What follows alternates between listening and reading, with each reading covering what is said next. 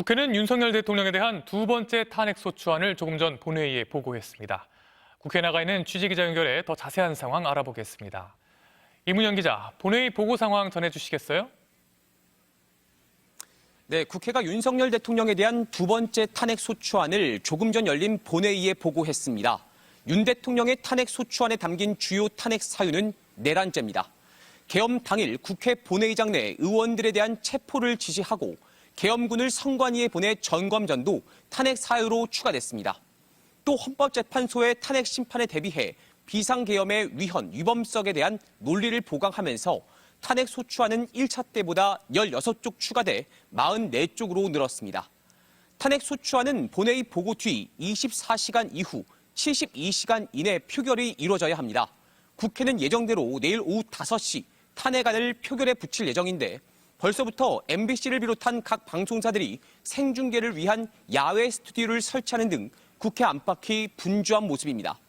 국회는 내일도 지난주 표결 때처럼 집회 인파가 주변에 몰릴 것으로 보고 국회의원들과 보좌진 안전을 위해 7개 문 중 3개만 개방할 예정입니다.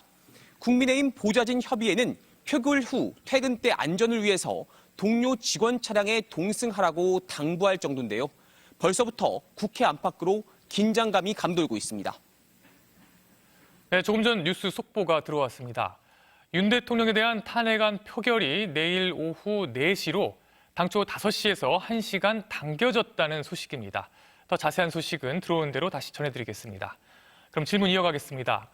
내일 탄핵소추안에 국민의힘 의원 몇 명이 찬성 투표를 할 것인가? 이게 가장 관심 아니겠습니까? 표결을 하루 앞둔 여야 움직임 어떻습니까? 네, 야권은 막판 여론전에 나서고 있습니다. 더불어민주당 이재명 대표는 오늘 오전 긴급 기자회견을 자천해서 입장문을 발표했는데요. 12월 14일 국민이 나라의 주인임을 다시 선포할 것이라고 말했습니다. 국민의힘 의원들을 향해선 부디 내일 탄핵 찬성 표결에 동참해달라며 역사가 여러분의 선택을 기억하고 기록할 것이라고 호소했습니다.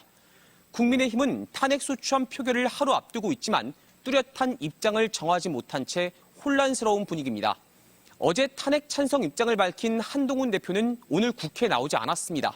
현재 국민의힘에선 친한계와 소장파 의원들 중심으로 7명이 탄핵 찬성 입장을 공개했는데 이 중 김상욱 의원은 오늘과 내일 탄핵 찬성을 요구하는 1인 시위를 진행 중입니다. 앞서 권성동 원내대표는 윤석열 대통령의 국방장관 후임자 지명 농단에 대해 여전히 군 통수권자는 윤 대통령이고 안보에는 공백이 있어선 안 된다며 윤 대통령을 감쌌는데요. 권 원내대표는 조금 전 긴급 기자회견을 열고 현재 당론은 탄핵 반대이지만 내일 의원총회를 열고 최종 당론을 결정하겠다고 밝혔습니다. 지금까지 국회에서 전해드렸습니다.